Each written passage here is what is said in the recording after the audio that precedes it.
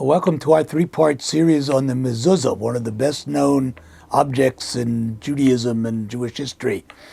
First, we'll be talking about the history of the Mezuzah. Then we'll be talking about the contents of the Mezuzah.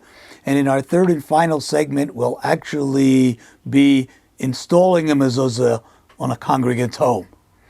History. Firstly, the word Mezuzah means doorpost and refers to, in one respect, literally the doorpost of one's home, but in the much more popular usage, the object placed on the doorposts of a Jewish home. Here is a sample. This is a container, customarily called a mezuzah, but the important part is, of course, not the container, but the content that we'll be discussing in our next video.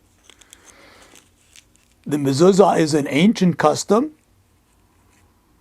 dating back to biblical days, in which Scripture advises us, as we'll see in our next segment, to write these words on the doorposts of our homes and upon our gates. I have no doubt that in ancient times this was literally adhered to, but at some point in antiquity, unknown to us, containers became widely used rather than writing the words directly on the doorposts. The purpose is, of course, to fulfill literally that part of Scripture, but also to identify a Jewish home and to demonstrate our faith in the continuity of the Jewish people and the Jewish religion.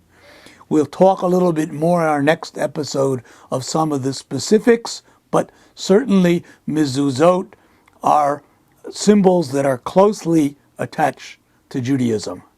There are all kinds of requirements as to where in our homes they are to be attached, in the rooms in which we live. Even though it's widely spread in America to put them only on the front door of one's homes, more traditional Jews put them on every door within the home that's lived in, with the exception of closets, bathrooms, and the like.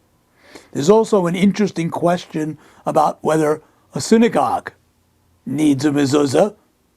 Most authorities rule yes, because in pre-modern times, synagogues were actually places where out-of-town individuals stayed overnight, and hence they actually were lived in, as opposed to our contemporary synagogues where people do not really stay in residence.